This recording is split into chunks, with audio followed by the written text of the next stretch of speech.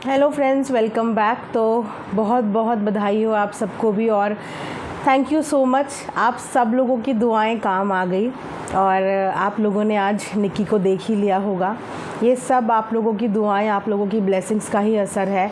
मैंने कहा था ना आप सबसे कि दुआओं में बहुत ताकत होती है, प्रेयर्स में बहुत शक्ति होती है, और ये सब ने मिलके जो प्रेयर करी है निक्की के लिए इन 2 दिन में, ये उसी का नतीजा है कि निक्की ने फाइनली जो डिफ़िकल्ट सिचुएशन थी ना वो पार कर ली। मुझे बिल्कुल भी उम्मीद नहीं थी कि निक्की इस दर्द को कैसे बर्दाश्त कर पाएगी, लेकिन निक्की ने जो हिम्मत दिखाई ना, मैं बोलूँगी कि शेरनी निकली, शेरनी। 3 महीने तक भी सब कुछ झेला, और अब ये जो 2-3 दिन उसकी ज़िंदगी के थे ना, ये भी वो झेल गई। और सिर्फ़ आप लोगों के प्यार की वजह से, सिर्फ़ आप लोगों के लिए उसने हॉस्पिटल के बेड से वीडियोज़ बनाई, क्योंकि उसे पता चल रहा था कि आप लोग यहाँ पे उसके लिए बहुत परेशान हैं। कितने लोग कमेंट्स में रो रहे थे, इमोशनल हो रहे थे, सिर्फ एक एक पल की अपडेट के लिए। लिटरली मुझे भी मैसेजेस आए। ये सारे मैसेजेस मैं निक्की के सब्सक्राइबर्स के उसको पास ऑन कर रही थी, ताकि उसकी हिम्मत बढ़े, उसको दिखे कि नहीं, उसको पसंद करने वाले, प्यार करने वाले लोग उसका इंतज़ार कर रहे हैं, उसके लिए दुआएं मांग रहे हैं, और वो चाहते हैं कि वो हंसते खिलते वापस निकले। एक फ़ाइटर की तरह उसने ये जंग तो पार कर ली, लेकिन वो वापस आए। बहुत मोटिवेशन के बाद सुमित भैया ने बहुत एफ़र्ट्स लगाए उसको मोटिवेट करने में। आप लोगों के कमेंट्स दिखाए, आप लोगों का प्यार दिखाया, जिसकी वजह से वो थोड़ा सा बेटर हो गई है। एंड होपफुली कि आज जो है सेकेंड हाफ तक उसका डिस्चार्ज भी हो जाएगा और वो घर भी चली जाएगी। तो ये कॉम्प्लिकेशन जो थी उसकी ज़िंदगी में, ये उसने पार कर ली है। और अगेन वीडियो देख के मुझे बहुत बुरा लगा। ख़ास तौर पे बुरा इस बात का भी लगा कि मैं कुछ नहीं कर पाई। मैं भी बहुत कोशिश कर रही थी पिछले दिनों वीडियोस में ये चीज़ें बोलने की, बताने की कि वो हेल्थ कंडीशन से डील कर रही है। खुल के नहीं बता पा रही थी, वो चीज़ें आप लोग समझ ही गए होंगे, लेकिन अपनी हर वीडियो में मैं ये हिंट दे रही थी कि वो मायके गई है तो वो क्यों गई है, उसने पैर नहीं छुए तो उसने क्यों नहीं छुए, वो किचन में खाना नहीं बना पा रही है तो क्यों नहीं बना पा रही है। वो सब चीज़ों के हिंट मैं अपनी हर वीडियो में थोड़ा थोड़ा समझाने की कोशिश कर रही थी, लेकिन समझने वाले समझे भी, ऐसा नहीं है कि समझे नहीं। बहुत लोग समझे भी, बहुत लोगों का मन पिघला भी, बहुत लोग उसकी सिचुएशन समझ भी पाए कि वो लड़की लड़ाई झगड़ा कंट्रोवर्सी नहीं चाहती है। वो एक हंसी खुशी, एक हैप्पी व्लॉगिंग करना चाहती है, जिस व्लॉगिंग को दुनिया देखे, पसंद करे, जो वीडियो में बोल रहे हैं सिर्फ वो बात हो। वो इस लड़ाई झगड़े वाले माहौल से पिछले 2-2.5 महीने से ही बाहर निकल गई थी, और वो लोग रोज़ कोशिश कर रहे थे कि जैसे भी करके इन चीज़ों से बाहर निकलना है। आज भी हॉस्पिटल के बेड में बैठे हुए भी, और कमेंट में भी जो उन्होंने पिन किया है वहाँ पे सोचिए कि अभी तक भी वो अपने आप को क्लैरिफाई कर रही है कि मेरी वजह से प्लीज़ किसी को भी कुछ मत बोलिए। आप समझ रहे होंगे कि उनका इशारा किसकी तरफ है। आज भी जिस जंग से वो लड़के आई है, तब भी उसको ये फ़िक्र है कि मेरी वजह से किसी और को ट्रोलिंग का सामना ना करना पड़े, मेरी वजह से किसी और को कोई ब्लेम ना करे। तो उसका भी उसने कमेंट सेक्शन में जस्टिफिकेशन दिया है और लिखा है, अनुरोध किया है, रिक्वेस्ट करी है कि मेरी वजह से प्लीज़ किसी के लिए भी नेगेटिविटी मत बोलिए, नेगेटिव मत बोलिए। मैंने शुरू से ही बोला था कि निक्की की शिकायत कभी भी अपने परिवार के किसी सदस्य से नहीं थी। उसकी शिकायतें हमेशा उन 4-5 लोगों से थी जिन्होंने कमेंट्स करने की हद पार कर दी थी। सोशल प्लेटफॉर्म पे हमें हर चीज़ लिखने की आज़ादी है, लेकिन कभी कभी क्या होता है ना, प्रेगनेंसी जर्नी एक ऐसी जर्नी होती है जहाँ पे एक इंसान के मल्टीपल मूड स्विंग्स होते हैं।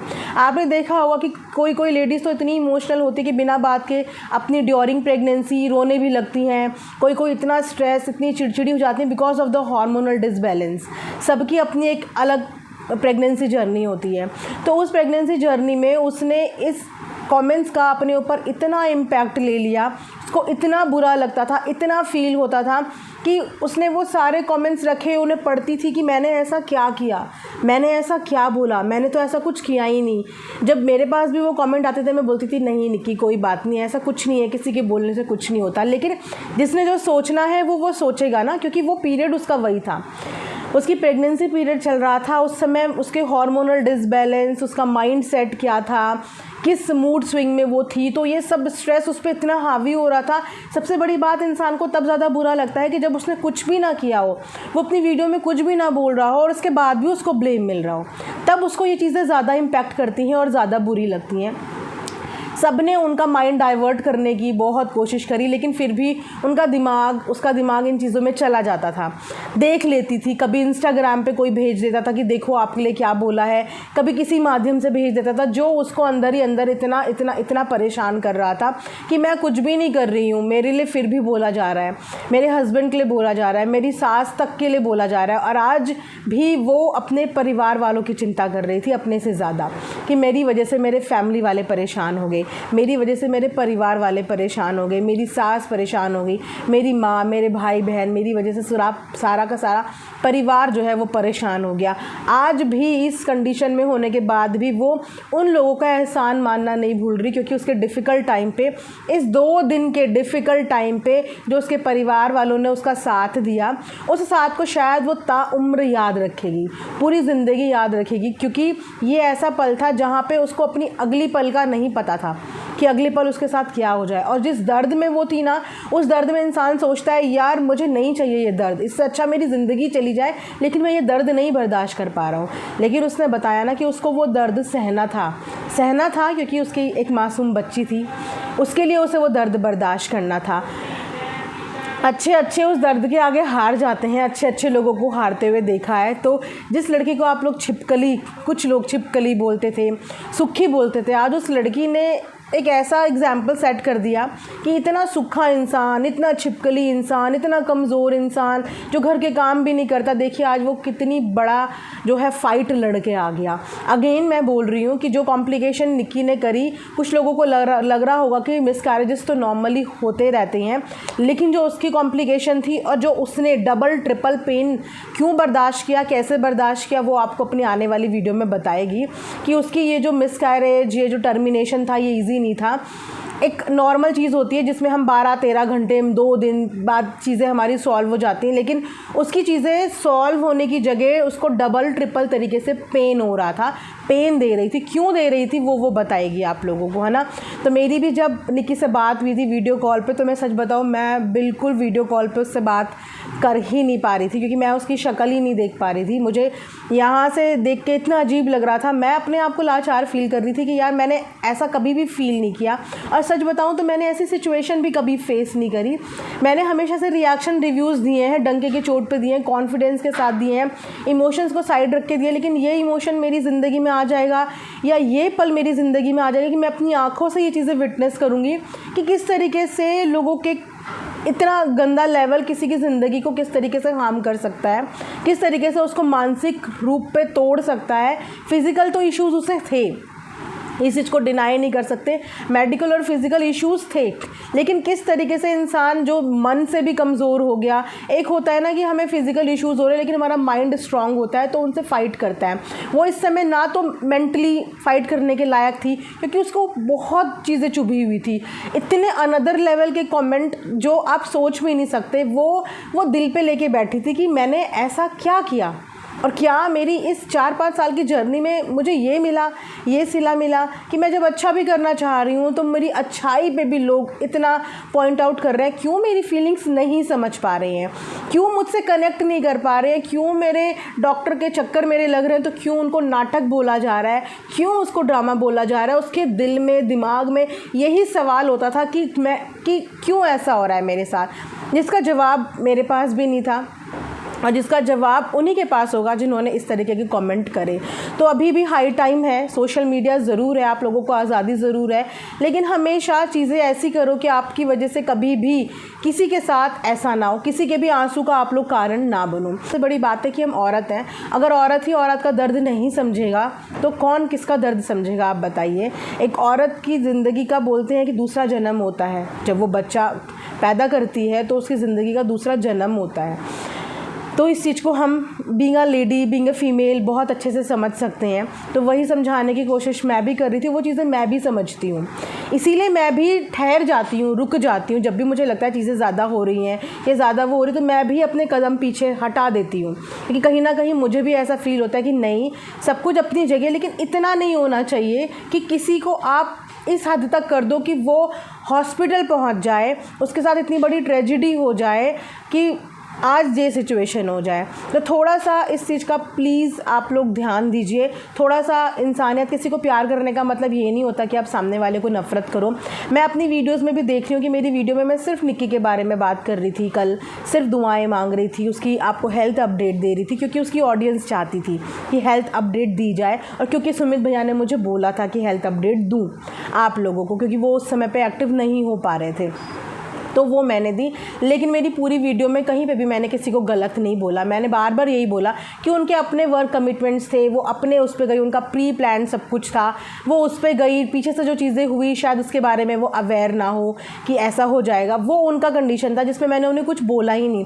लेकिन फिर भी 2-4 लोग ऐसे हैं जिन्हें शायद कोई भी वीडियो देखना नहीं है, जिक्र भी नहीं होना, लेकिन फिर भी उन्हें एक मुद्दा लेके बैठना है। मुझे नहीं पता कि आप लोग ऐसा मुद्दा क्यों लेते हो। आज मैं सवाल करना चाहूँगी ऐसे 2-3 लोगों से कि आप लोग ऐसा क्यों करते हो कि वीडियो में जिसका जिक्र नहीं होता, वीडियो में जिसकी बात नहीं होती, आप उनको बार बार उनका मुद्दा लेके क्यों बैठते हो? क्यों पॉइंट टू पॉइंट बात पे अपना आप कमेंट्स नहीं करते हो, है ना? जिनका बात ही नहीं हो रही है, जिनके बारे में हम बोल ही नहीं रहे हैं, उनको नाम आप बीच में क्यों लेके आते हो? और फिर आप जब नाम बीच में लेके आते हो तो बाकी के जो फैंस हैं वो भड़कते हैं उन कमेंट से कि यहाँ पे बात कुछ और हो रही है, लेकिन सामने वाला कमेंट कुछ और ही कर रहा है, वो कुछ और ही बोल रहा है। ना तो मैंने किसी को ब्लेम किया, ना निक्की किसी को ब्लेम कर रही है। हम अपने एंड पे अपने आप को ही तो रोक सकते हैं। उसने तो किसी को भी ब्लेम करना बहुत पहले छोड़ दिया।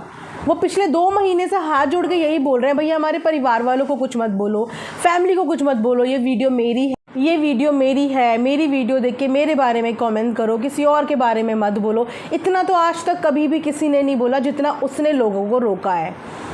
कभी भी किसी ने इतना नहीं बोला, और शायद इतना स्ट्रिक्टली किसी ने पहले कभी बोल दिया होता तो शायद आज नौबत इतनी आती ही नहीं, क्योंकि 1 साइडेड रिक्वेस्ट हो रही थी। और अगर स्ट्रांगली दोनों साइड से रिक्वेस्ट होती तो कभी भी ये दिन नहीं आता। अभी भी मैं यही होप करूँगी कि इन लोगों के बीच के जो रिश्ते हैं वो सुधर जाएं, ठीक हो जाएं। एटलीस्ट अगर रियल लाइफ में नहीं हो पा रहे हैं तो रियल लाइफ में हो जाएं। बहुत स्ट्रांगली एक दूसरे के लिए ये स्टैंड लिया जाए कि हमारे कमेंट सेक्शन में हमारे परिवार के किसी भी लोगों के ख़िलाफ़ हम कुछ भी नहीं सुनेंगे। आप हमारी वीडियो देखते हो, थैंक यू सो मच देखने के लिए, लेकिन इस वीडियो में मेरे बारे में बात करो, मेरी वीडियो के बारे में बात करो, किसी और के बारे में बात ना करो। ये हाई टाइम है, क्योंकि अपने सब्सक्राइबर्स को हम ही रोक सकते हैं, कोई दूसरा नहीं रोक सकता। क्योंकि एक बंदा नेगेटिव कमेंट करता है, फिर उसके रिप्लाई में दूसरा उसको बोलता है कि तुमने ऐसा कैसे बोला। मैंने विटनेस किया है कल की वीडियो में ये चीज़ें कि कैसे शुरुआत हो रही है, कैसे एक कमेंट आता है वीडियो से अलग, वीडियो में जो बात नहीं है, जो जिक्र नहीं है, वहाँ पे अचानक से एक कमेंट आता है जहाँ पे ये बोला जाता है आप उनको टारगेट कर रहे हो। लेकिन टारगेट वाली तो वीडियो ही नहीं थी, वो सिर्फ एक अपडेट वीडियो थी, एक हेल्थ अपडेट वीडियो, वो भी सिर्फ निक्की के उन सब्सक्राइबर के लिए। लेकिन उस कमेंट के बाद जब उन्होंने वो इतना गंदा कमेंट किया, वीडियो को किसी और डायरेक्शन में ले जाने की कोशिश करी, जहाँ पे हम सिर्फ दुआएं मांग रहे थे वहाँ पे उन्होंने किसी और जगह पे ले जाने की कोशिश करी। फिर उसके काउंटर में निक्की के जो सब्सक्राइबर थे उन्होंने भी सिर्फ ये बात बोली कि यहाँ पे हम लोग ब्लेसिंग मांग रहे हैं, आप अगर ब्लेसिंग नहीं दे सकते तो ऐसी बातें ना करें। उसके बाद एक आर्ग्यूमेंट शुरू होता है। तो कहाँ से चीज़ें शुरू हो रही है ना, ये विटनेस आपको मेरे भी कमेंट सेक्शन में मिल जाएगा कि कुछ लोगों को किसी के जीने से, किसी के मरने से, किसी के आंसू से, किसी के तकलीफ़ से, किसी के घर में कुछ भी हो जाए, एक छोटे मासूम बच्चे से, एक बच्चा जो इस दुनिया में आया ही नहीं, उससे किसी से कोई लगाव नहीं है, किसी से कोई इंसानियत ही नहीं है। उनका सिर्फ एक फंडा है, और वो फंडा मुझे भी नहीं पता कि क्या है क्या नहीं है। इस तरीके से तो आप कुछ भी नहीं कर रहे हो, अपने अंदर के इंसान को ख़त्म कर रहे हो। और इंसान वही होता है जो दूसरे के आंसू देख के पिघल जाए, दूसरे की तकलीफ़ देख के पिघल जाए, क्योंकि इंसान के अंदर भगवान ने इतने सारे इमोशन इसीलिए दिए हैं कि आप रो भी सकते हो, हंस भी सकते हो, मुस्कुरा भी सकते हो, गुस्सा भी कर सकते हो।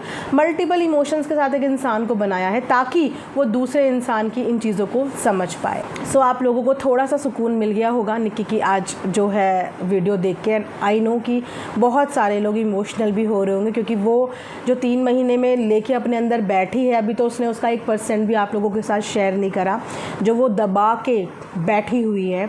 और मैं चाहूँगी कि वो इन चीज़ों को खुल के बाहर निकाले। रीज़न बिहाइंड कि जब वो अपने दिल से चीज़ें निकाल लेगी ना, तो उसका दिल और उसका मन हल्का हो जाएगा, और वो जो लेके बैठ जाएगी ना, वो कहीं ना कहीं उसको बहुत डिप्रेस करेगा, परेशान करेगा, टेंशन देगा, तो वो जितना इस समय बोले उसके लिए वो ही बहुत अच्छा है। वो जितना बोलेगी, जितना बताएगी, उतना उसका मन, उसका दिल हल्का हो जाएगा। तो इस वक्त पे वो जो भी बोले, आप लोग प्लीज़ उसको गलत जज मत करना, उसको बस समझने की कोशिश करना कि वो बोलेगी तो वो हल्की हो जाएगी। तो इस वक्त पे उसकी किसी भी स्टेटमेंट को पकड़ के बैठ मत जाना, क्योंकि वो जिस हालात में इस समय है, हो सकता है कि उसके शब्दों में हेर फेर हो जाए, ऊपर नीचे हो जाए, क्योंकि वो इस समय है ही नहीं इस स्टेट ऑफ माइंड में, लेकिन वो हल्की हो जाएगी बस। तो इस चीज़ को समझना, उसको जज मत करना, जस्ट उसकी बात सुनो। हमारे परिवार में भी कभी कभी ऐसा होता है ना कि हम लोग भी बोलते हैं अरे नहीं थोड़ा सुन लो, कभी कभी किसी की सुन लेनी चाहिए, एक गुड लिसनर बन जाना चाहिए, बिना जवाब दिए हुए, बिना किसी चीज़ का रिप्लाई दिए हुए। हर चीज़ में आर्ग्यूमेंट ज़रूरी नहीं होता, कभी कभी शांति से सुन लो, वो हल्की हो जाएगी, इस चीज़ से बाहर निकल जाएगी, तो तब की तब देखेंगे। लेकिन फ़िलहाल के लिए मैं बस यही रिक्वेस्ट करूँगी कि वो आप लोगों को जो भी बताती है, जैसा बोलती है, बस उसकी बात आप सुन लो। इंसान होने के नाते, एक गुड लिसनर होने के नाते बस इस वक्त उसकी बात सुन लो, ताकि उसका मन हल्का हो जाए, उसके दिल में जो इतने दिनों से चीज़ें बैठी हैं, घुसी हैं, वो उसका हल्का हो जाए, है ना। आप लोगों के सपोर्ट के लिए बहुत बहुत धन्यवाद।